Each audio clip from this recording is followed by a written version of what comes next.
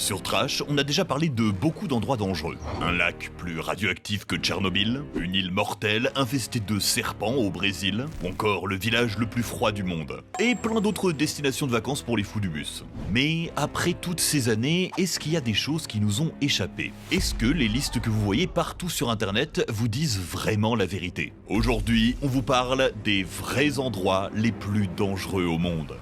T'es dans un bateau, direction l'Égypte, en pleine Seconde Guerre mondiale. Crac! Le bateau vient de heurter un récif, la coque est percée. On sort les canons, la mer est déchaînée. Tes amis se font engloutir. C'est un carnage. Miraculeusement, tu te réveilles sur la plage, en vie. À côté de toi, un phoque, mort, avec des traces de morsures sur le cou. Au loin, une carcasse de baleine échouée. Les dunes semblent rugir comme des bêtes. Et ce que tu avais pris pour des rochers sont en réalité des dizaines d'épaves de navires. Cette plage, c'est un cimetière. La côte des squelettes en Namibie. Aussi appelée la terre que Dieu a créée par colère. Les bateaux s'y perdent dans la brume et les courants. Le navire venu te porter secours fera lui aussi naufrage. Un avion se coincera dans une dune de sable. C'est finalement un convoi de camions qui te sauvera. Sur 106 passagers, seulement... Ah non, tout le monde a survécu en fait. Sérieux? Mais avec un nom pareil, je m'attendais à pire. Le naufrage du Dwedin Star est le dernier à déplorer sur cette plage. Malgré son nom, les carcasses et le fait qu'elle revienne plusieurs fois sur les listes internet, il n'y a pas grand danger. Oui, il y a des animaux sauvages comme des hyènes, des lions ou des éléphants, et mieux vaut ne pas se baigner dans la mer agitée. Mais sinon, tu peux parfaitement visiter la côte des squelettes. Comme la porte de l'enfer au Turkménistan. Je suis sûr que tu connais, un cratère qui brûle sans interruption depuis 50 ans. Les soviétiques ont voulu vider une poche de gaz qui fuyait en imitant le feu. Ça a pas trop marché. C'est un super spot touristique. Aucun accident grave à déplorer. T'as même le président du pays qui y fait des tours en quad pour avoir l'air cool. Et puis les flammes faiblissent, c'est bientôt fini. Oh, mais pourquoi tu casses mes rêves comme ça? Bon, viens, on va dans un endroit qui claque, genre la vallée de la mort. Ouais, c'est l'endroit le plus chaud au monde, pic à 56,7 degrés en 1913. Mais malgré son nom, c'est loin d'être ce qu'il y a de plus dangereux aux États-Unis. Ok, un acteur de Harry Potter y a laissé la vie pendant une randonnée par manque d'eau, mais on est sur 4 morts par an en moyenne, et pas à cause de la chaleur, mais des accidents de voiture. Le plus létal là-bas, c'est le North Cascades National Park. Peu de gens y vont, mais une étude estime 601 morts tous les 10 millions de visiteurs. Principalement des chutes, c'est le top national. Un autre endroit hyper chaud, c'est le désert d'Anakil. Ça peut monter jusqu'à 50 degrés, entouré de lacs acides et de vapeurs toxiques, considéré comme l'endroit le plus inhospitalier sur Terre. Une étudiante était en trek avec un groupe, elle n'est jamais arrivée à un point de rendez-vous. 24 heures de recherche, son corps est retrouvé, mort d'une chute. Ok, mais qu'est-ce que tu penses de la rivière bouillante? C'est au Pérou, et cette fois, son nom, c'est pas une exagération, hein. Une eau à 100 degrés. Et oui, elle bout, comme une casserole de pâtes. Et il y a de la vapeur qui s'en échappe. Une Canadienne est tombée dedans en méditant sur la rive. Elle a réussi à en sortir toute seule, mais son corps était brûlé à 70%. Rapatriée chez elle en urgence, elle est morte quelques jours après. Pas pire que de tomber dans le lac le plus acide du monde, à Kawaïjen en Indonésie, ou le plus caustique, à Natron en Tanzanie. On vous avait déjà parlé d'histoires assez horribles dans cette vidéo. Paradoxalement, les endroits les plus mortels à cause de la chaleur, c'est la Mecque pendant le pèlerinage, 1300 morts rien qu'en 2024, la frontière US-Mexique, avec les migrants qui fuient dans le désert, et le sud de l'Europe, personnes âgées, pas de clim, en 2024, c'était 62 000 morts.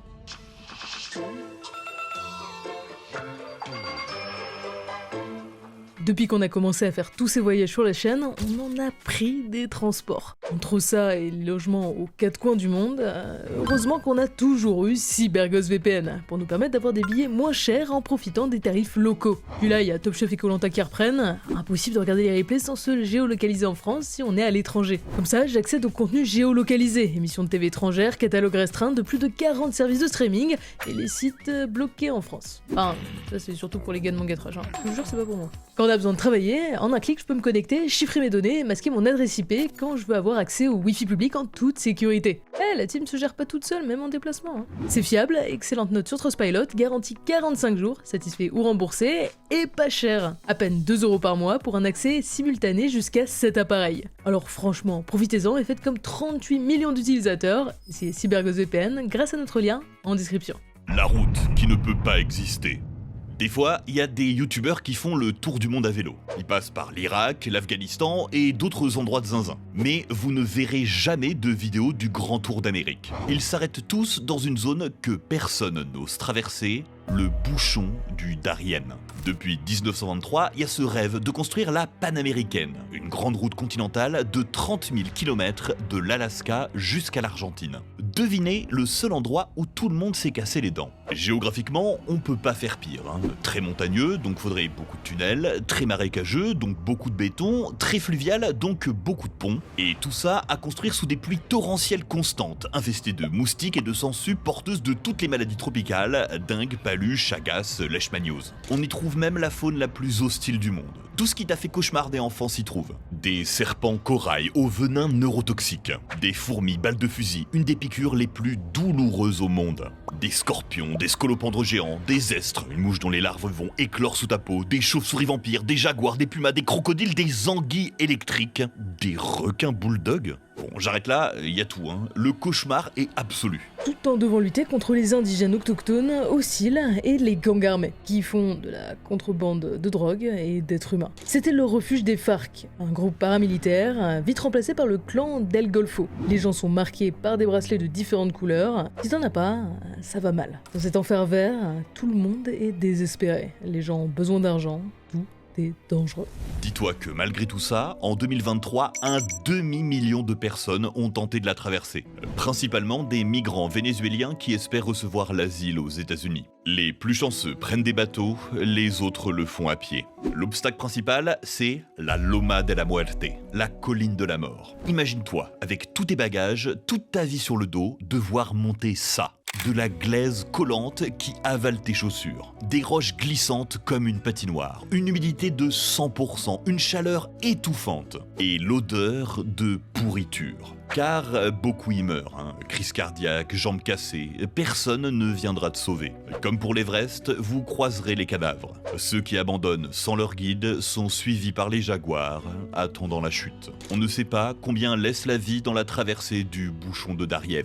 La jungle avale tout. Et il y a là, probablement, une des raisons un peu moins avouables de l'absence de route. On ne veut pas ouvrir grand les portes à l'immigration, au trafic de drogue et à la fièvre afteuse qui touche le bétail. Il y en a qui pensent que ça pourrait dévaster l'industrie agroalimentaire nord-américaine. Cette histoire, je l'ai découverte sur la chaîne Ichiboot, une femme qui fait le tour du monde à moto et qui a justement tenté le bouchon de Darien. Bon, finalement, ça se fait en bateau, mais dans son périple, on découvre que le monde est quand même bien hostile. Justement, ces youtubeurs qui n'auraient jamais dû visiter les endroits les plus dangereux au monde. Quand tu voyages, on te dit souvent de ne pas aller dans certains endroits. Il y a des classements pour ça, 10 villes considérées comme les plus dangereuses du monde. Évidemment, faut faire des vues, donc il y a des vidéastes qui y sont allés. Et ça ne s'est pas toujours très bien passé. Celaya et Colima au Mexique sont numéro 1 en termes d'homicides, quasi 2 pour 1000 personnes par an. On y trouve le port où sont débarqués les précurseurs chimiques, donc forcément beaucoup de cartels et de règlements de compte. Après, j'ai trouvé aucun vlog tourné là-bas à part des documentaires. Ce que les gens préfèrent, c'est les blogs dans les ghettos de Caracas au Venezuela et de Medellín en Colombie. Très dangereux aussi, il y a même des locaux qui leur conseillent directement de quitter certaines rues. 2 streamers Twitch se sont littéralement fait droguer en live. On voit les filles qui leur mettent de la poudre dans les verres en 4K, les viewers qui l'avertissent et lui qui finit par s'en rendre compte, mais c'est trop tard. Ils ont été drogués à la scopolamine, une plante qui te fait perdre absolument tout contrôle de toi-même. Tu deviens un zombie obéissant. Elles coupent la caméra et partent avec leurs affaires. Changeons de continent. Pietermaritzburg et Pretoria en Afrique du Sud sont numéro 1 dans l'index du crime. Tu peux pas faire pire. On a tous vu cette vidéo d'assaut d'un fourgon blindé. Eh ben, c'était dans le coin. Les ghettos sont visités comme des attractions, avec des guides bien sûr. Les gamins sont armés, gros risque de carjacking. Google Maps a été au cœur de polémiques en proposant aux touristes des itinéraires plus courts, mais passant par des ghettos. Après, ils ont beau faire du sensationnisme en miniature, et il se passe pas grand-chose. Il y a une tension, mais les locaux sont globalement accueillants. Je suis un peu déçu. Ce n'est pas le cas de Port-au-Prince en Haïti, 3e endroit le plus dangereux au monde.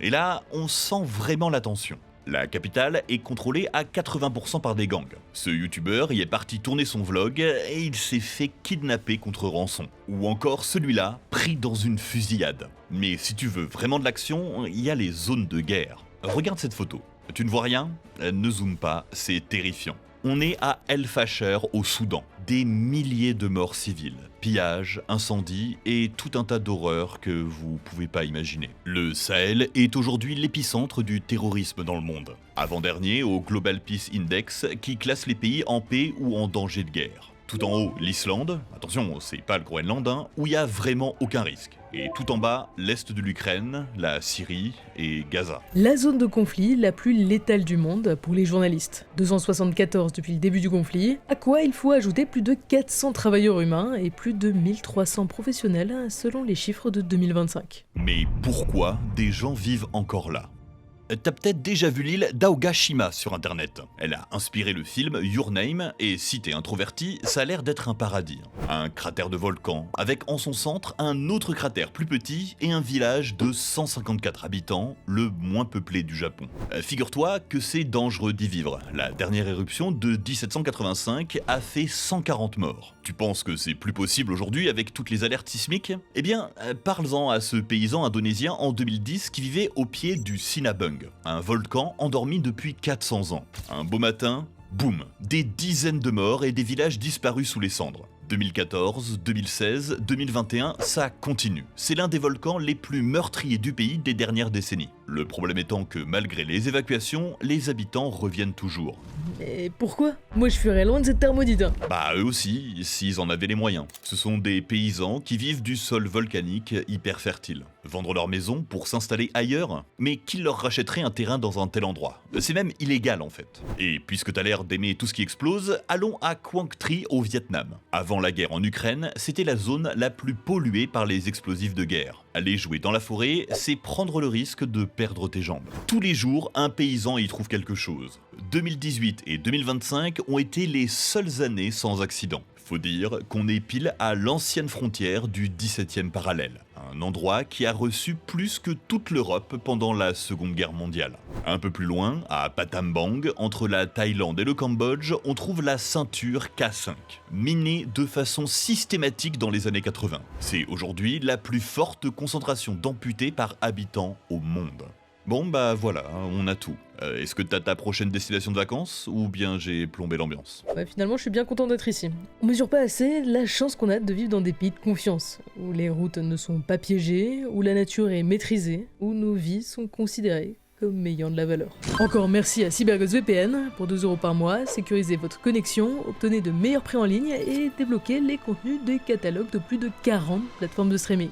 Le lien est en description.